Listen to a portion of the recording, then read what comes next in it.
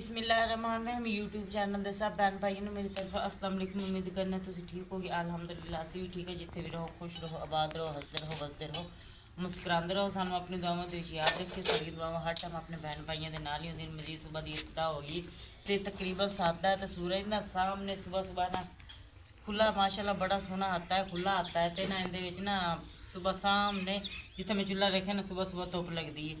तो सुबह तकरीबन 7 का टाइम है। तो आयशा रानी हले सुती, बाकी बच्चे उठ गए ने।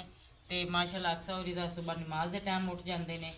तो उठ गए ने तो अपने भैन भाइयों के नाल अज की रूटीन शेयर करने। सुबह सुबह बच्चों का नाश्ता बनाने। तो भैन भाइयों की छोटी जी रिक्वेस्ट है, साडा चैनल लाइक करता, सब्सक्राइब करता, शेयर करता तो सब्सक्राइब जरूर करता। हो सकता है मेरे भैन भाइयों का किया 1 सब्सक्राइबर तो साड़ी जिंदगी बदल दे। तो इस दे नाल ही व्लॉग दे करने इब्तदा। तो माशाल्लाह मज़ेदार चाय बनाने हैं। तो अम्मी जान चाय बना के दईए पहले।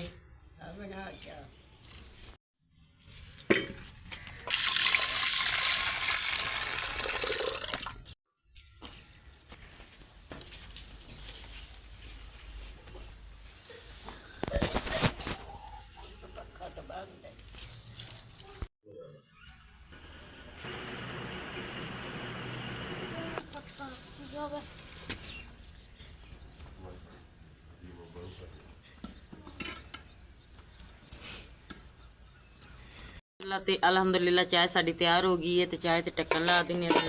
ते माशाल्लाह किधर ते माशाल्लाह आटा गुनना शुरू करता। तो नाल ही ना मुर्गियां भी आ गई ने।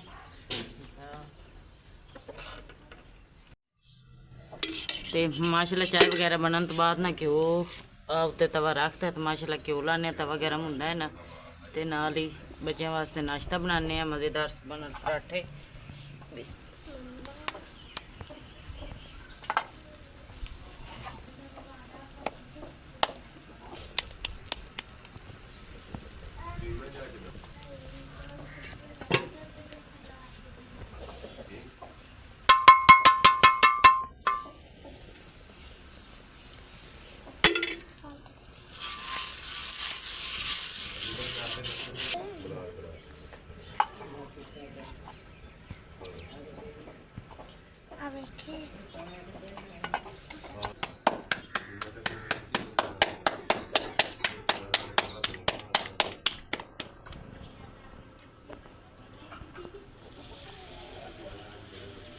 तो माशाल्लाह नाश्ता बनना शुरू हो गया है।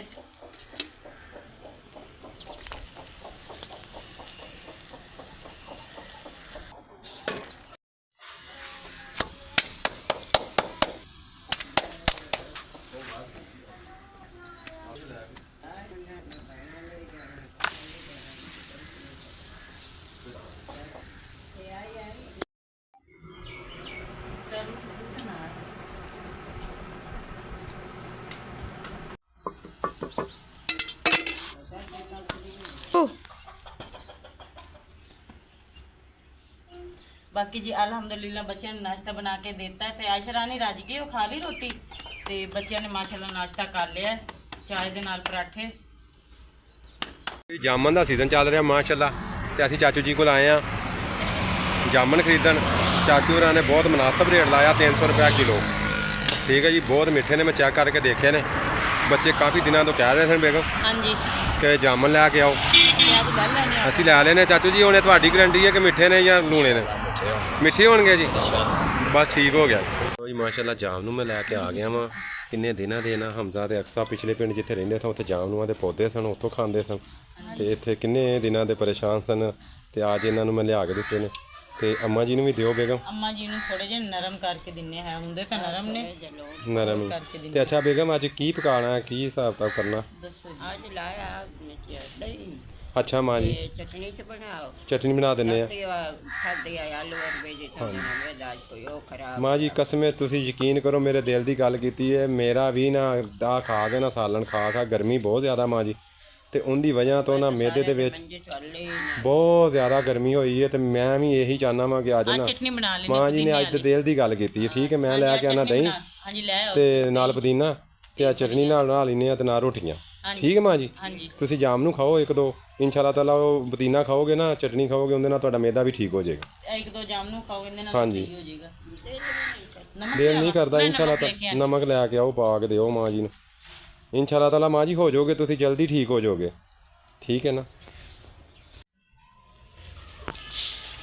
मेरी बेगम साहब ने झाड़ू देना शुरू कर दिता। ऐसा खिलौने ना खेल रही है, अक्सर रानी माशाल्लाह बर्तन धो रही है। अम्मा जी बैठे हुए हैं।